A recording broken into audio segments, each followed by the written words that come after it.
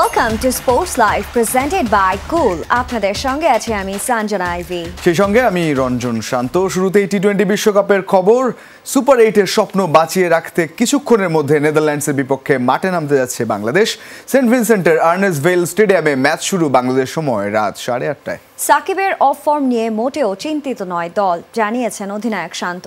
Wicket ভালো হলেও দু দলের জন্যই চিন্তার কারণ স্টেডিয়াম লাগোয়া সমুদ্রের বাতাস, যেখানে 2023 বিশ্বকাপের জয় ধরে এই ম্যাচে নিজেদের ফেভারিট মনে করছে ডাচরা। ওয়েস্ট ইন্ডিজ থেকে তাহমিদ আহমেদের রিপোর্ট। লিটন, শান্ত, সাকিব লাল সবুজ দলটার সবচেয়ে ভরসার নাম, তবে সে ভরসা আশার আলো দেখাতে পারছে না। বিপরীতে তাওহিদ হৃদয় জয় করে চলেছেন, সাথে ইনজুরি ফেরত তাসকিন আহমেদ। এই দুইজনেই বোধহয় বড় প্রেরণা হতে পারেন শান্ত সাকিবদের।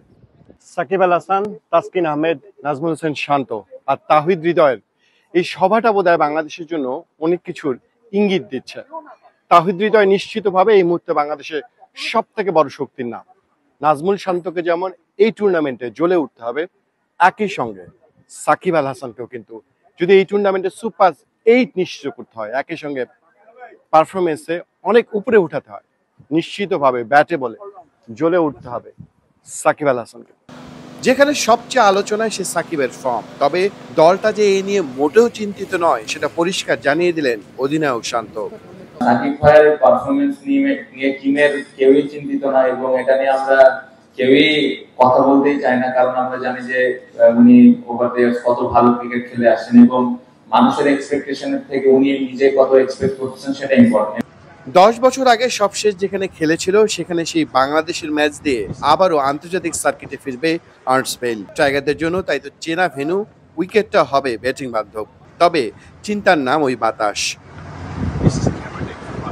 কন্ডিশন তো আমরা ওইখানে নিউ ইয়র্কে বা ডালাসে যেরকম ছিল তার থেকে বেটার মনে হচ্ছে আজকে। প্র্যাকটিসে আমরা যতটুকু প্র্যাকটিস করেছি, চ্যালেঞ্জ আছে কারণ বাতাস আছে অনেক, সো বোলারদের একটু হেল্প আছে স্টিল। এখানে যতটুকু ব্যাটিং করে বুঝলাম, বাট আশা করবো যে কালকে ভালো উইকেটে খেলা হবে, বাট আমরা জানি না আসলে।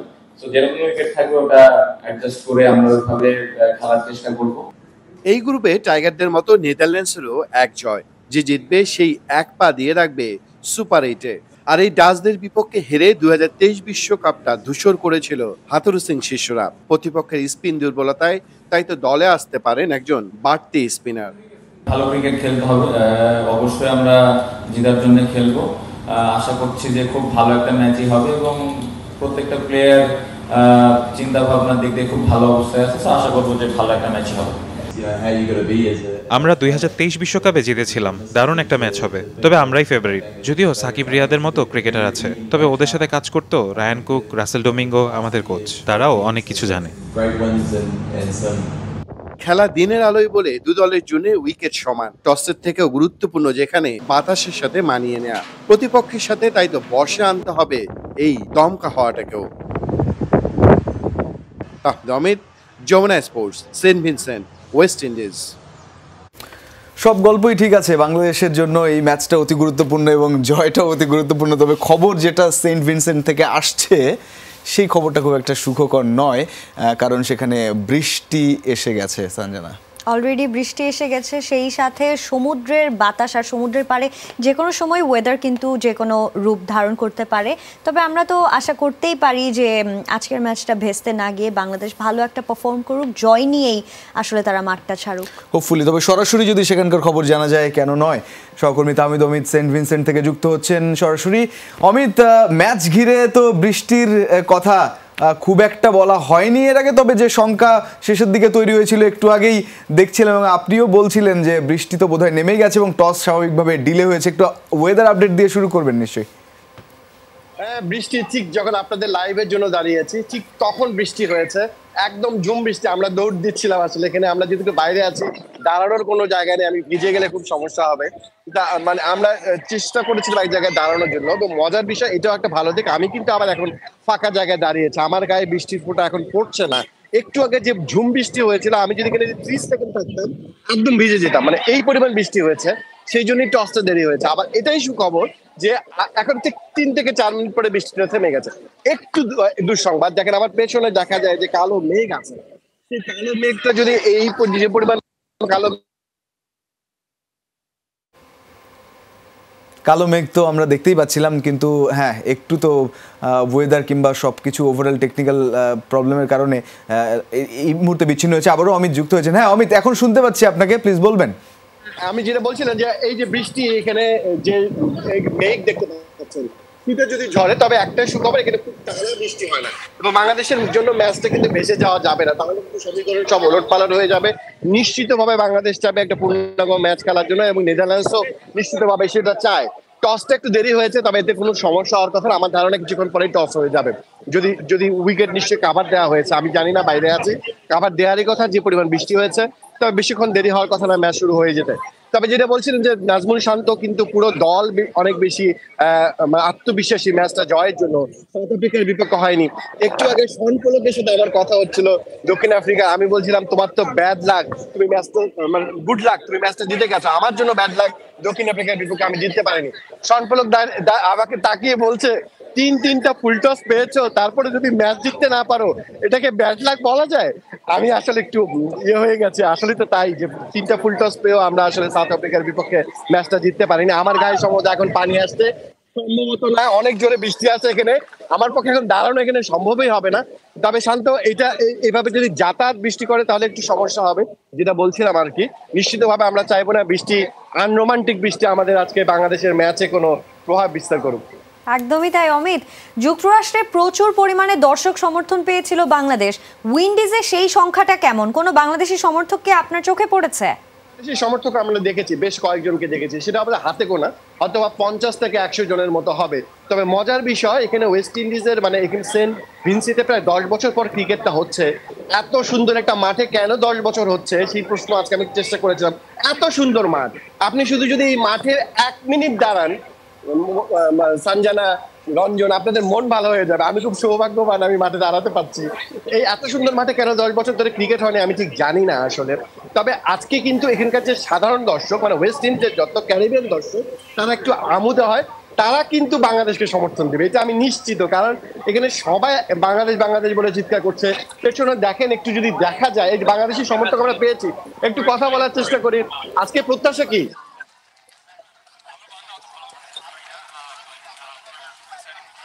Yeah. What do you expect from the match? Yeah, sure. Bangladesh আজকে জিতবে তিনি বলছেন। আসলে খুব ছোট্ট একটা বাবু আছে তাদের সঙ্গে, আপনার নিশ্চিত ভিজবেন না, ভিতরে যান। দর্শকরা এসছেন আসলে। এখন দেখেন, যদি দেখা যায় এই জায়গাটা, দেখেন লম্বা লাইনটা কত বড়, কি পরিমাণ দর্শক আসার চেষ্টা করছেন, একটু যদি দেখার চেষ্টা করেন। বৃষ্টিতে ভিজে গেছে, খুবই সত্য ঘটনা, কিন্তু তারপরও অনেক দর্শক এসছেন। আমরা আরো কয়েকজন দর্শককে পেয়েছি, তারাও এসছেন। কেমন আজকে এক্সপেকটেশনটা কি রকম থাকবে?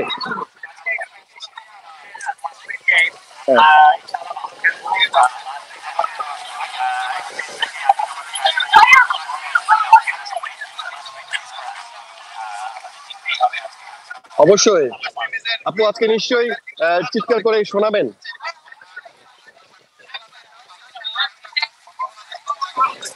আসলে তাই, দর্শকরাও আজকে চান ম্যাচটা হোক এবং উৎসব মুখর হোক। রঞ্জন, একেবারে সেই প্রত্যাশা থাকছে। তাদের অনুভূতি হয়তো আমরা পুরোপুরি ভালোভাবে শুনতে পাইনি, তবে তাদের ফেশিয়াল এক্সপ্রেশন বা সবকিছুই আমরা দেখেছি এবং নিঃসন্দেহে ভালো একটা ম্যাচ হবে। আবহাওয়া কোনো বৈরিতা এখানে বা আসলে বাধা হয়ে দাঁড়াবে না, সেই প্রত্যাশা থাকছে। অসংখ্য ধন্যবাদ যুক্ত হওয়ার জন্য অমিত। সেন্ট ভিনসেন্ট বাংলাদেশের ক্রিকেটের এক আবেগের নাম, যেখানে মিশে আছে গা শিউরে দেওয়া অনুভূতি, যেখানে আছে অর্জনের পাল্লা ভারী করা সুখস্মৃতি। সমুদ্রের তীর ঘেঁষে গড়ে ওঠা আর্নেস্ট ভেইল স্টেডিয়ামে আন্তর্জাতিক ম্যাচ হবে 10 বছর পর। সেন্ট ভিনসেন্ট থেকে তাহমিদ আহমেদের রিপোর্ট। আলোয় আলোকিত হবে সেন্ট ভিনসেন্টের এই স্টেডিয়াম। আলোটা তো অনেক আগেই ছিল। প্রাকৃতিক সৌন্দর্যের লীলাভূমির সাথে ক্রিকেটের কত কীর্তি না জড়িত আছে এই স্টেডিয়ামে। আর্নেস্ট ভেইলিতে বাংলাদেশের প্রাপ্তির খাতা কিন্তু অনেকটাই পূর্ণ। সাকিব আল হাসানের শুরু হয়েছিল অধিনায়কত্বের এখানে, কিংবা মাশরাফি সে 2009 সালের ঐতিহাসিক ইনজুরি, সবটা সাক্ষী এই স্টেডিয়াম। অপরূপ সুন্দর এই স্টেডিয়াম দেখে আপনি মুগ্ধ না হয়ে পারবেন না। সমুদ্রের কলতান কান পাতলেই শোনা যায়। নগর করা জাহাজ, পানির গর্জন আর সবুজ, এ যেন শিল্পীর তুলিতে আঁকা কোনো ছবি। এদেশে ক্রিকেটের প্রাপ্তি বলে যা কিছু আছে তার একটা ছিল এই ভিনসেন্টে। 2009 সালে টাইগাররা লিখেছিল সেখানে এক রূপকথার গল্প। সেবার এই মাঠে ওয়েস্ট ইন্ডিজকে টেস্টে হারিয়েছিল বাংলাদেশ, যা ছিল দেশের বাইরে সাদা পোশাকে বাংলাদেশের প্রথম কোনো জয়। ক্যারিবীয়দের হারায় 95 রানে। এরপর অবশ্য গ্রেনাডায় ক্যারিবীয়দের আবারও হারিয়ে সিরিজটাও জিতেছিল টাইগাররা। সে অবিস্মরণীয় ঘটনার দুই সাক্ষী সাকিব আল হাসান, মাহমুদুল্লাহ রিয়াদ। আরও একবার লাল সবুজের স্বপ্ন সারথি হয়ে সেন্ট ভিনসেন্টে এবারও আছেন তারা। সাকিবের কাছে সেন্ট ভিনসেন্ট আরও স্পেশাল, তার অধিনায়কত্বের হাতে খড়িটা হয়েছিল এখান থেকেই। আর্নেস্ট ভেল ক্রিকেট গ্রাউন্ড ওয়েস্ট ইন্ডিজের আলোচিত স্টেডিয়ামগুলোর একটা হলেও এখানে আন্তর্জাতিক ক্রিকেট গড়ায় না প্রায় 1 দশক ধরে। সবশেষ এই মাঠে নেমেছিল বাংলাদেশ। এত বছর পর আবারও সেই টাইগারদের দিয়েই ফুরাচ্ছে আর্নেস্ট ভ্যালির অপেক্ষা। 2014 সালে বাংলাদেশ এবং ওয়েস্ট ইন্ডিজের মধ্যকার টেস্ট খেলা হয়েছিল এখানে। এরপর ফের বাংলাদেশ নেদারল্যান্ডস ম্যাচ দিয়ে এই মাঠে ফিরছে আন্তর্জাতিক ক্রিকেট। এবারের বিশ্বকাপে আরও 3টা ম্যাচ হবে 15,000 ধারণ ক্ষমতার এই স্টেডিয়ামে। টেস্ট আর ওয়ানডে এখানে একাধিকবার বাংলাদেশ দলের খেলার সুযোগ হলেও খেলা হয়নি টি-20। হবেই বা কি করে? এর আগে এখানে টি-20 ম্যাচ হয়েছে মাত্র 2টা। 2013 সালে পাকিস্তানের বিপক্ষে খেলেছিল ওয়েস্ট ইন্ডিজ। তবে কোনো ফ্লাড লাইট ছিল না সেখানে। বিশ্বকাপের জন্য প্রথমবারের মতো লাগানো হয়েছে কৃত্রিম আলো। তাই তো ফ্লাড লাইটের আলোয় রঙিন হবার পালা এবার আর্নেস্ট ভেল স্টেডিয়ামের। Amit, Jamuna sports, Saint Vincent, West Indies. টি-20 বিশ্বকাপের গ্রুপ পর্ব থেকে ইতোমধ্যেই 4 দল সুপার 8-এ জায়গা নিশ্চিত করেছে। তবে কোন দল যাবে কোন গ্রুপে জানেন কি? একটা বেসিক ফরম্যাট ঠিক করা আছে কোন গ্রুপের কোন দল যাবে কোথায়, কিন্তু সেখানেও ভারত সহ আরও কিছু দলকে বাড়তি সুবিধা দিয়ে রেখেছে আইসিসি। কিভাবে তাই জানবো ডেস্ক রিপোর্টে। এখন পর্যন্ত সুপার 8-এ জায়গা নিশ্চিত করেছে ভারত, অস্ট্রেলিয়া, ওয়েস্ট ইন্ডিজ ও দক্ষিণ আফ্রিকা। এখন প্রশ্ন হচ্ছে সুপার 8-এর 2 গ্রুপে কোন দল জায়গা পাচ্ছে কোথায়। প্রথম দেখায় ফরম্যাটটা সহজ মনে হবে, কিন্তু বাস্তবতা ভিন্ন। গ্রুপ 1-এ থাকবে এ গ্রুপের শীর্ষ দল অর্থাৎ A1, ঠিক তেমনি ভাবে পরের 3 দল B2, C1 ও D2। গ্রুপ 2-এর 4 দল হবে A2, B1, C2 ও D1। খুবই সহজ, তাই তো? কিন্তু আসলে নয়। আইসিসির ফরম্যাট অনুযায়ী গ্রুপ 1-এর প্রথম দল হবে A1, অর্থাৎ এ গ্রুপের শীর্ষ দল ভারত। কিন্তু আইসিসি আগেই বলে দিয়েছে ভারত 2 নম্বরে থেকে কোয়ালিফাই করলেও তারা A1 হতো, অর্থাৎ সুপার 8-এর গ্রুপ 1-এই থাকতো রোহিতরা, যার ফলে গ্রুপ 2-তেই যেত যুক্তরাষ্ট্র অথবা পাকিস্তান। 1-এর দ্বিতীয় দল হবে B2, অর্থাৎ বি গ্রুপের দ্বিতীয় সেরা দল। কিন্তু অস্ট্রেলিয়া বি গ্রুপের শীর্ষে থাকার পরেও তারা ঢুকছেন এই গ্রুপে, কারণ আইসিসি আগেই B2 হিসেবে চূড়ান্ত করেছে তাদের, আর B1 হিসেবে আইসিসি গ্রুপ 2-তে বুক করে রেখেছিল চ্যাম্পিয়ন ইংল্যান্ডের স্পট। কিন্তু ইংল্যান্ড কোয়ালিফাই করতে না পারলেও 2 নম্বর দল হয়েও তাদের জায়গা গ্রুপ 2-তে নেবে স্কটল্যান্ড। গ্রুপ 1-এর তৃতীয় দল C1। এই মুহূর্তে টেবিল অনুযায়ী ওয়েস্ট ইন্ডিজ জায়গা পাওয়ার কথা ছিল এখানে, কিন্তু আইসিসি আগেই নিউজিল্যান্ডকে C1 হিসেবে ধরে রেখেছে। সে কারণেই গ্রুপ 2-তে জায়গা পাবে ক্যারিবিয়ানরা, আর আফগানিস্তান কোয়ালিফাই করলে তারা জায়গা নেবে নিউজিল্যান্ডের নির্ধারিত গ্রুপ 1-এ।